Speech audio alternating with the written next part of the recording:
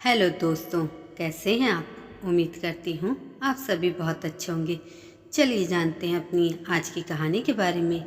आज कई साल बीतने वाले हैं उस बात को, पर आज भी वह बात याद करती हूँ तो आंखें मुस्कुराती हैं और गाल लाल हो जाते हैं। मैं बीएड की पढ़ाई के लिए ट्रेन से कॉलेज जाती थी। घर से लगभग 1 घंटे का रास्ता था। आखिरी 4-5 महीने बचे थे कि मेरा रिश्ता हो गया। सगाई से पहले ससुर जी ने भी मुझे ट्रेन में ही देखा था। पापा ने मुझे बताया भी नहीं कि कौन है। उनके सामने ही बोले थे कि मेरी बेटी कॉलेज की तरफ से एनएसएस के कैंप पर जा रही है। बेटा, ये मेरे मित्र हैं, इनसे मिलो। बस नमस्कार हुआ था उनसे।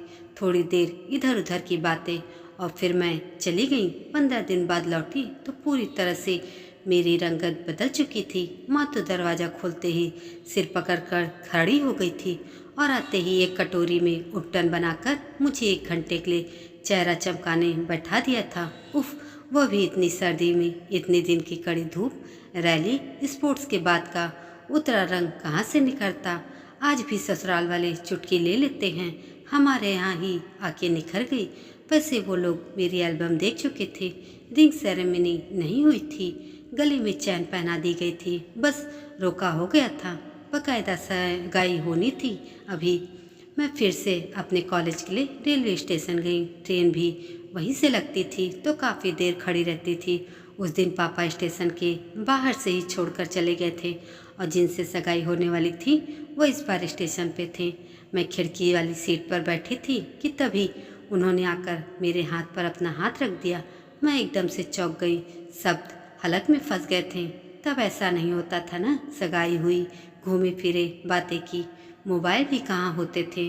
लैंडलाइन मम्मी पापा के कमरे में ही था। बात करने से भी डर लगता था। इससे पहले मैं कुछ कहती उनसे, उन्होंने धीरे से कहा, अंगूठी का नाप दे दो। मैंने छट से अपनी उंगली के में पहना हुआ चांदी का छल्ला निकालकर उन्हें पकड़ा दिया था और बस थोड़ी देर बाद ट्रेन भी चल दी। मुझे तो अपने आसपास के लोगों को देखने में भी शर्म आ रही थी। लगभग कॉलेज के या नियमित यात्रा वाले ही थे सभी। ऐसा लग रहा था सारा कंपार्टमेंट मुझे ही घूर घूर कर देख रहा है। थोड़ी देर बाद मैं सहज हुई। सामने की सीट पर बैठा एक लड़का जो ज़्यादातर हमारे साथ ही ट्रेन में जाता था पूछने लगा, तुम कैसे जानती हो इसे। मैं चुप रही। तब वह फुसफुसा कर बोला, भरे घर की लड़की हो, तुम्हें पता नहीं है शायद। इस लड़के की सगाई होने वाली है। हम इनके घर में किराएदार थे, जरा संभल कर रहना। मैं तब भी कुछ नहीं बोल पाई। अगले दिन पापा छोड़ने आए। फीस के रुपए देने रह गए थे। पापा को देखकर वह लड़का कुछ बोलना चाह रहा था कि मैंने हाथ के इशारे से उसे रोक दिया। वह फिर गुस्से से बोला, तुम ऐसे लड़कों से दोस्ती मत किया करो। और वह तुमने उसे छल्ला क्यों उतार कर दे दिया था। तब मैंने आंखें नीचे कर कर जवाब दिया था, अरे इन्हीं से तो मेरी सगाई होने वाली है। मैंने यह थोड़ा जोर से बोल दिया था और पूरे ही कंपार्टमेंट में ठहाका गूंज गया था।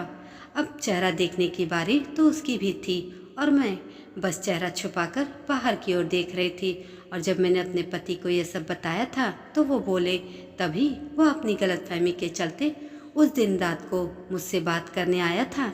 इधर उधर घुमाकर बोल रहा था कि जिससे सगाई है हुई है उसी से वास्ता रखना, जो कि ये आज तक रख रहे हैं।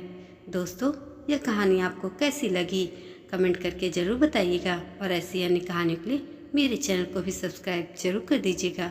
धन्यवाद।